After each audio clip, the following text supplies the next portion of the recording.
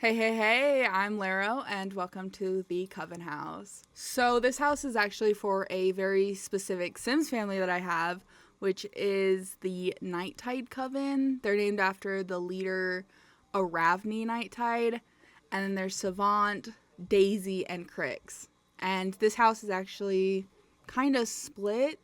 I thought of it more as a commune when I was building it, a main house, and then like the split off of the house where it houses other people that also live in the one lot. So the main house is home to Aravni and her upper floor, which I always lock for just her, and then Savant, who's down below. And the main house also has the kitchen and dining room, and then the bathroom, obviously. And then there's also a tower, which the tower has all of the study spaces, like where the spellcaster coven would go to like build their skills and stuff. And then the side house would be for Krix and Daisy, which houses their rooms, sitting area, places for their familiars, Cakelynn and Rutebega, and then a bathroom for like just them. And then they would also theoretically have access to the main house where they could meet and have their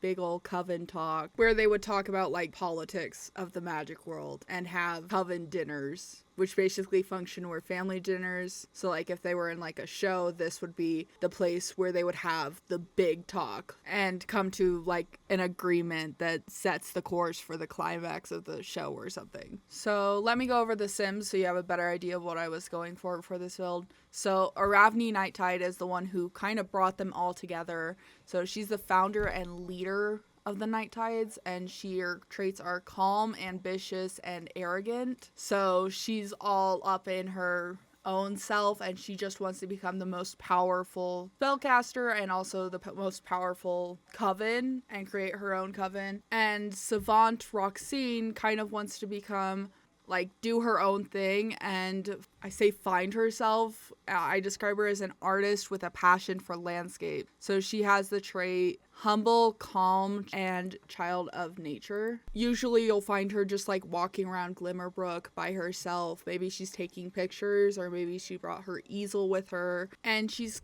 quite content just by herself, which is why she has the downstairs room where she doesn't really bother Aravni, who's usually stewing from whatever encounter Aravni just got out of, or whatever encounter Aravni started, or whatever she heard. And she kind of just shares it. She's usually by herself. She doesn't really want to become the best spellcaster, but she's like pretty content with where she is. She's more looking for a place to belong, like where she could exist without being forced to interact with people, which she doesn't really like. Which brings us to Krix and Daisy. Now, Krix is actually a trans man. He wants to find a place to belong, and he's an introvert with a passion for gemology. He is closest with Daisy, which is why they share a separate room, and his traits are vegetarian, mystic, and squeamish. So he's kind of usually the weirdo where he has like weird reactions to things, but he's hyper fixated on gemology and just finding out the best and then making the best and then taking advantage of the moon magic that exists. And he kind of joined the coven more as a way to get access to more things, and then he's actually the one that convinced Daisy like, hey, this would be a good idea for you, at least for right now. Now Daisy, on the other hand, actually has a little bit of history. I actually made her a while ago, and I kind of abandoned her, and I felt really bad for it. Like, I would always come across her picture, and I would like use her as like a stand-in for builds if I ever needed to adjust them, like maybe adjust the lighting or see if she could access things, and she would be my go-to for that. And I set her up as she just kind of wants to find love and start her own family. I made her an extrovert who just wants to help people, but she's a little clumsy, and she's the closest with Krix because Krix is actually the one where they kind of connected and bonded over being like trans and things. So Daisy is trans woman, and then so she doesn't have the exact same like controversy, I guess, as Krix, but she does understand him on a level that the other ones don't. Especially since they both have a familiar, Rutebega, which is Krix's, and then Cakelynn, which is Daisy's. And then their familiars are kind of close, and then it's actually a joke. Cakelynn like Princess Caroline from BoJack Horseman, and Rutebega like the bunny from BoJack Horseman also. Now, the tower is what I was most excited for, so this is the OG Witch's Tower from Toil and Trouble Brews. So this one has bottom floor Krix's Gemology station where it has all his books and then his stuff. And then second floor is the apothecary room, I think. And it has what I've dubbed Daisy's stuff because she wants to help people. So she's obviously your go-to thing for who you want to go to or who you want to train you for apothecary. She kind of pulls on the clumsy healer trope where she's clumsy, but she really, really wants to help people. That is her dream goal, is to help these people. Which brings us to the third floor where it is the cauldron area for potion making. It's darker because Aravni and her broodiness would totally go up there and just basically experiment and try to create some revolutionary potion or something. I kind of pictured Sevant as she's the one where she'll go out and get the ingredients while she's out drawing or painting or whatever she's doing. She'll go out and get the ingredients for both Krix and Daisy. Probably not Aravni though, as I kind of see Aravni as wanting to do it all by herself in some kind of calm way where she'd just be like, oh no, it's fine, I already got the ingredients.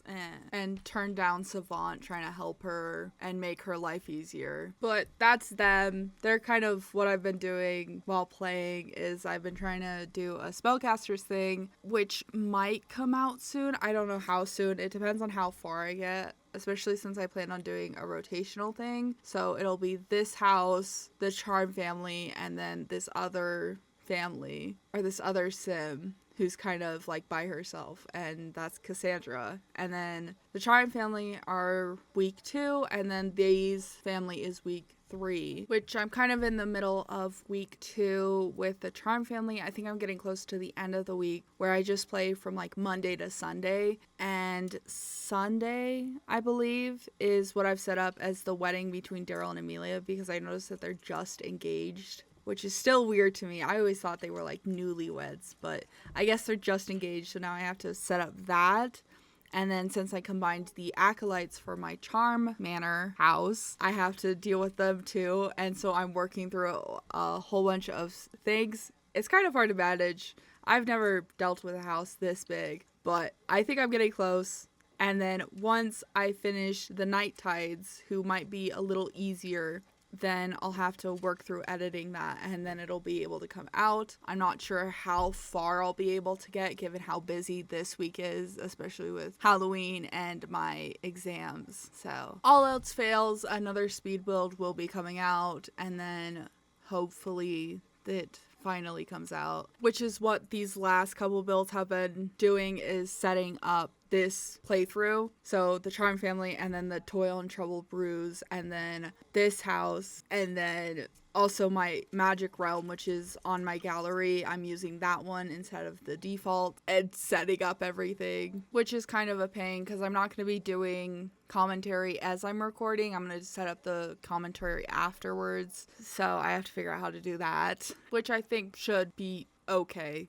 Hopefully. Alrighty, well, we're coming up on the end, so I hope you enjoyed. Like, comment, subscribe. Let me know your thoughts on spellcasters as a whole, I guess. And adios.